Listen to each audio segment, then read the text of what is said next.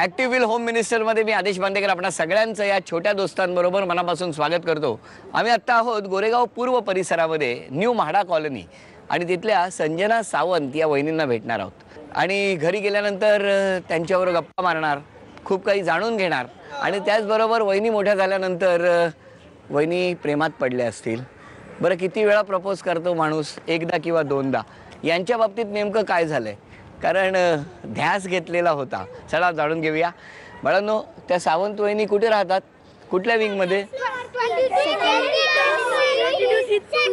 22C मध्ये त्या राहतात। मग तुम्ही 203 हा त्यांचा घराचा नंबर आहे। मग मला घेऊन जाणार तुम्ही? चला निघा, चला।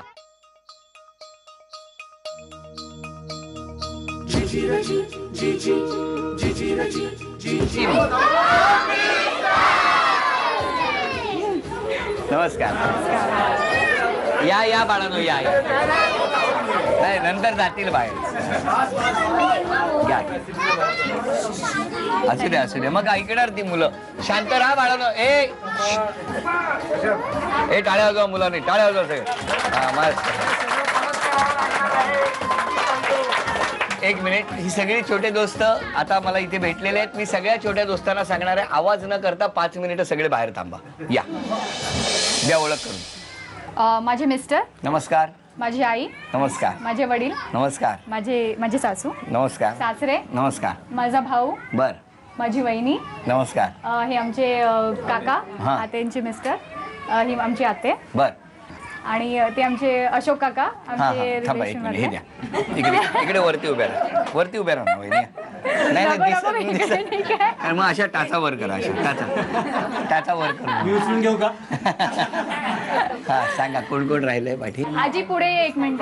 ही माझी सगळ्यात आजी ही मम्मीची मम्मी आहे। बरं। आणि तिचे एज आहे आता, शी इज रनिंग 97-98। बापरे, 98 वर्षाची आहे। 97। लवकर सेंचुरी पूर्ण करायची। हा, चला सुरुवात करूया गप्पांना। नमस्कार। नमस्कार। बरं, कितवी पासून एकत्र आहात तुम्ही? तसे आम्ही लहानपणापासून एकत्र आहोत। म्हणजे पाळण्यापासून? हो हो। ऍक्च्युली आम्ही एकाच बिल्डिंग मध्ये राहायचो, बरोबर। फक्त विंग्स वेगळ्या होत्या। हा। आणि लहानपणापासून आमचा एकच ग्रुप होता, तर त्यामुळे नेहमीच एकत्र असायचो। एकाच शाळेत गेलोय, एकाच कॉलेजमध्ये पण गेलोय। मग प्रपोज कितवीत झालं? 5वी, 4थी? नाही, ऍक्च्युली ह्यांनी मला प्रपोज केलं पहिलं 9th स्टँडर्ड मध्ये। 9वीत? हो, तेव्हा मी नाही म्हणाले होते। मग परत कधी केलं? एव्हरी इयर, म्हणजे दरवर्षी। हो, रिझल्ट लागला की? 11वीत, मग परत 12वी। रिझल्ट लागला की त्यांना वाटायचं की आता आपला रिझल्ट लागला हो, आणि कधीतरी पास होईल। हो। मग कधी पास झाले ते? 15वीत। बोलवा ना त्यांना जरा। कसं बोलवता? संजय। नमस्कार। या या, बसा। संजय, TY BCom ला जय झाला तुमचा शेवटी? हो हा? At last. तोपर्यंत प्रयत्न सुरू होते?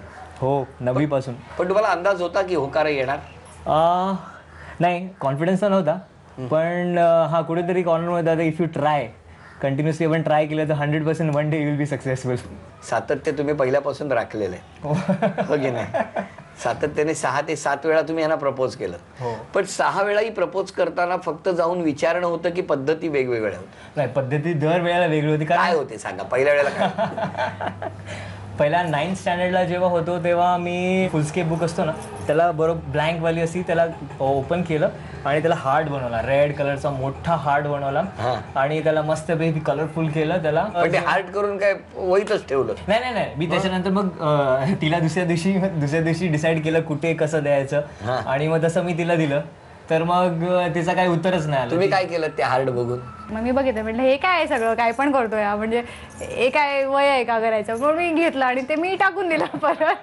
टाकून दिलं हार्ट? तुम्हाला हे कळल्यानंतर ECGच काढावं असं वाटलं झाला?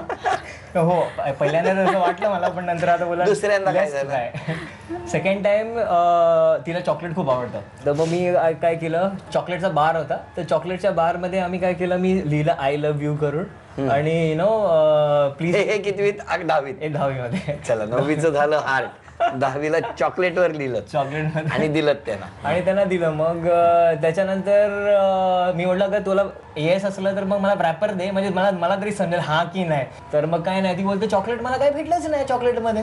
मी बोललं असं कसं होऊ शकतं, चॉकलेटमध्ये तर होतं. एक मिनिट, काय झालं तेव्हा? मला मिळालं होतं, पण परत मी म्हटलं की नाही, म्हणजे मी अशी लिटरली वैतागले होते की किती वेळा हा विचारतोय मला. आणि म्हणजे मी ते चॉकलेटचं काय केलं? चॉकलेट खाल्लं ना मी, आणि रॅपर तो फेकलं. गुड, बरं केलं तुम्ही. म्हणजे प्रेमाची जी काही कदर केली आहेत ना, तिसऱ्या वेळेला काय झालं सांगा तुम्ही, म्हणजे तुमचा सत्कारच करायला पाहिजे.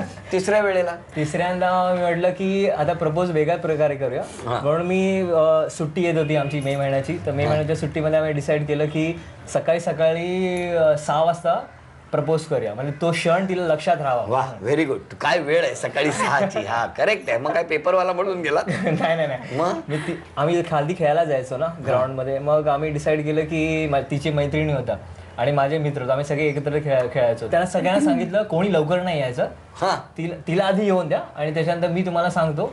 मग तुम्ही सगळे बिल्डिंगच्या समोर जमायचे ना, तर सगळ्यांनाच बरोबर दिसायचं खिडकीतून. तर कोण उतरलंय ना, ती ही उतरली आणि मी पण उतरलो आणि अजूनपर्यंत कोणच नाही आलं. तर आम्ही एक दुसऱ्याला विचारतो अरे कारण कोण नाही आलं. तर तो म्हणजे ती संधी साधली आणि मी तेव्हा मग तिला प्रपोज केलं. मग कसं क्रिएटिव्हिटी? तेव्हा मी डिरेक्टली विचारलं. काय विचारलं तेव्हा? I love you. त्या काय म्हणाल्या? आय लव्ह यू म्हटलं. त्यांनी काय उत्तरच नाही दिलं. काय झालं सांगा? मी परत त्यांना तेच म्हटलं की अरे बाबा, म्हणजे तू कशाला ट्राय करतोयस, फायदा नाहीये गाईज. मग बोलवलं मित्रांना, या खाली आता. झालं, वेळ संपली, या खाली. हा, मग तिसऱ्या वेळेला अशी माती झाली. 4 चौथ्या वेळेला पण जिद्द सॉलिड आहे. काय बात आहे, सोडायचं नाही आपण शेवटपर्यंत. चौथ्या वेळेला काय केलं? मनीषा करून एक मुलगी होती, तिने मला प्रपोज केलं. तर मग तिने प्रपोज केलं. तर मी विचार केला की आता मी काय करू, हा बोलू की नाही बोलू. तर मी म्हटलं मी जाऊन आधी माझ्या वाईफला, कारण ती मनीषा हिला ओळखायची. तर मी म्हटलं की मला असा प्रपोजल आलेला आहे, तर काय करू. But still I love you, I don't want to carry on with that girl. मी असं बोललो तिला. पण तरी माझी बायको मला त्यावेळेला नाही हे this is not the right age, हे वय नाही आपलं. मग मी म्हटलं मी आता अफेअर करणारच, म्हणून मी तिच्याबरोबर अफेअर केला. कोणाबरोबर? मनीषा बरोबर केला. अरे ते बघ, आता म्हणजे कहाणी वेगळीकडे चालली आहे. त्याला बेसिकली मला जळवायचं होतं की माझे फिलिंग्स जाण्याचे जरी हिला काय होतं का. मग तो जबरदस्ती माझ्या समोर तिच्याबरोबर फिरायचा. तुम्ही काय करायचं? फिर बाबा, बरं वाटतंय तुला. मला काय करायचं, तू फिर. हा, मग पण तेव्हा पण काही क्लिक नाही झालं. मग 1 महिन्याच्या नंतर मी डिसाईड केला it's too late, let me discontinue that, कारण काय होत नाहीये. मग तिच्याबरोबर ब्रेकअप केलं मग मनीषा बरोबर. मग पुढच्या वेळेला? मग त्या वेळेला मग ती कुठे बोलल्या ठीक आहे आपण ट्राय करूया, let's see, will be first good friends, have some affair, let's see. हे 6 वर्षांनी आता फ्रेंडची सुरुवात. काय तपश्चर्या करायला लागते एखाद्याला बाबा प्रेमात. बरं मला सांगा, इतक्या वेळा त्यांनी तुमची परीक्षा बघितली, आज प्रेमाची परीक्षा जर वहिनींची घ्यायची झाली तर काय करायला सांगाल? I want she should propose me. वहिनी, आता प्रेमाची परीक्षा नाही करू शकत. नाही, असं नाही. आता तर झालं सगळं लग्न वगैरे, पण तरी सुद्धा आता प्रपोज करायचं असेल आता ते वाले फिलिंग्स नाही येणार ना. म्हणजे नाही, ते फिलिंग जाऊ द्या. आता फिलिंग जी झालाय चुराडा तेव्हाच. 5 वर्षातच त्याचा लाडू बनेल. आता कसं प्रपोज कराल? करा. चल, मी भेळवाला आहे, मी बाजूला पाणीपुरीवाला. घ्या लवकर. भैया आहे. भैया म्हणजे भाऊ या अकेले में बात करना है भैया. चला मी गेलो. आता करा प्रपोज. चला करा, प्रपोज करा. I love you and I want you to be with me for ever. Will you say yes? विचार करायला लागेल. सोडू नका, मी आलो.